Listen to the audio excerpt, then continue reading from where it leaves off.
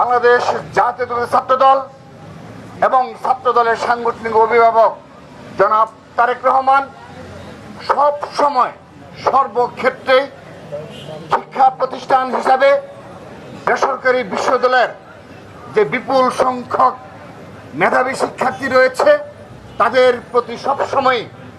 আমরা আন্তরিক রয়েছি এবং যখনই কোনো অধিকার আদায়ের বিষয়ে এসেছে তাদের অধিকার হরণ করা হয়েছে, বিশেষ করে তাদের উপর যে বিভিন্ন সময় কর আরোপ করা হয়েছে এবং শিক্ষার পরিবেশ বলেন, নিজস্ব ক্যাম্পাসে বাস্তবায়ন,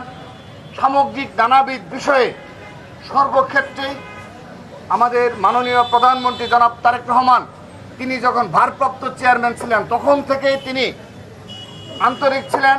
এ বিষয়ে আমার অনেক অভিজ্ঞতা রয়েছে। বিশেষ করে আপনাদের মনে রয়েছে যে 10% যে হ্রাস করার যে একটা আন্দোলন ছিল, তৎকালীন সময়ে আমি ছাত্রদলের দায়িত্বে ছিলাম। তারও আগে, আজ থেকে 4-5 বছর আগেও যখন বিভিন্ন সময় বিভিন্ন ক্যাম্পাসে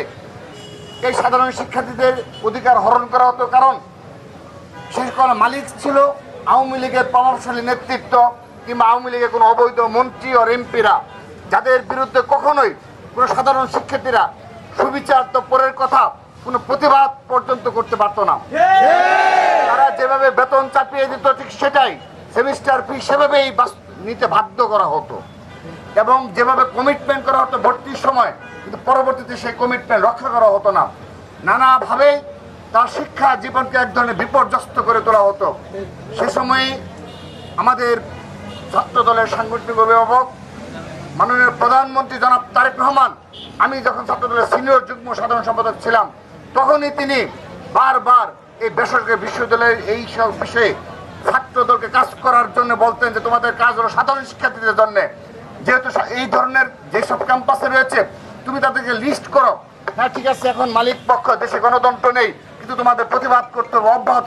অব্যাহত রাখতে হবে, কারণ এটি একটি বিশাল সেক্টর। এই সেক্টরে কোনো প্রকার কোনো নিয়ম নীতি ছাড়া যেভাবে বেড়ে উঠছে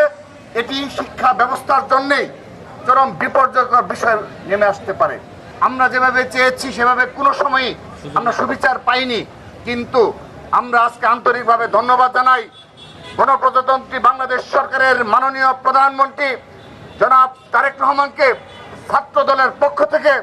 বেসরকারি বিশ্ববিদ্যালয়ের ছাত্রদলের পক্ষ থেকে, তদুপরি বেসরকারি বিশ্ববিদ্যালয়ের শিক্ষার্থীদের পক্ষ থেকে তাকে ধন্যবাদ জানাচ্ছি যে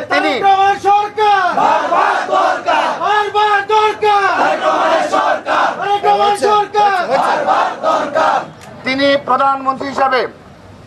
দায়িত্ব গ্রহণের পর প্রথম বাজেটেই, তার সরকারের প্রথম বাজেটেই তিনি বেসরকারি বিশ্ববিদ্যালয়ের উপর কর হ্রাস করেছেন এবং দরিদ্র মেধাবী শিক্ষার্থীদের জন্য বিনা বেতনে উচ্চ শিক্ষা সুযোগ নিশ্চিত করেছেন এবং তৃতীয় ভাষা শিক্ষা চালুর উদ্যোগ গ্রহণ করেছেন, যেগুলো দ্বারা আমরা বিশ্বাস করি বেসরকারি বিশ্ববিদ্যালয়ে যারা শিক্ষার্থী রয়েছে তারাও অবশ্যই উপকৃত হবেন।